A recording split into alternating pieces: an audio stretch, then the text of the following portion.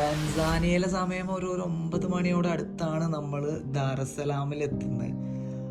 ടാൻസാനിയയുടെ first പ്രസിഡൻ്റായ Julius നരേര എന്ന് പറഞ്ഞ ആളെ പേരിലാണ് അവിടുത്തെ എയർപോർട്ട് വരുന്നത്. Julius Nyerere international airport.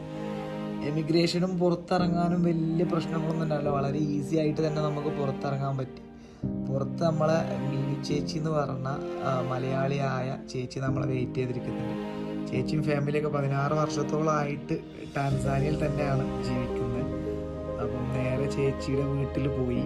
പിന്നെ നമ്മൾ പോകുന്ന റൂട്ടിലൊക്കെ നമ്മൾ ദാരസലാം എന്ന് പറഞ്ഞ നഗരത്തിനെ നമ്മളിങ്ങനെ വിലയിരുത്തുമ്പോൾ നമ്മുടെ ഒരു തമിഴ്നാട്ടിലൂടെ പോകുന്ന ഫീല്, അതുപോലെ ഓട്ടോറിക്ഷകൾ, ബൈക്ക്, അതുപോലത്തെ ബിൽഡിംഗ് സ്ട്രക്ചർ, നമുക്കൊരു മറ്റൊരു രാജ്യമാണോ അല്ലെങ്കിൽ മറ്റൊരു ഭൂഖണ്ഡമാണോ എന്നില്ല ഫീല് തോന്നുന്നില്ല. മനുഷ്യരെ മാറ്റി നിർത്തിയാൽ നമുക്ക് ശരിക്കും നമ്മളെ ഒരു തമിഴ്നാടിൻ്റെ ഫീലാണ് തോന്നിയത്.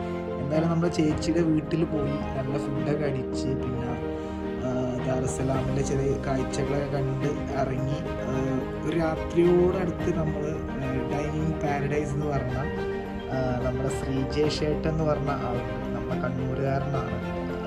ഏട്ടനും ഏകദേശം ഒരു 16 അല്ലെങ്കിൽ 14 വർഷത്തോളമായിട്ട് ടാൻസാനിയയിൽ വർക്ക് ചെയ്യുന്ന ആളാണ്. ഏട്ടൻ നമ്മളെ കൂടെ ട്രെക്കിങ്ങിന് വരാനുള്ള ഒരാളാണ്.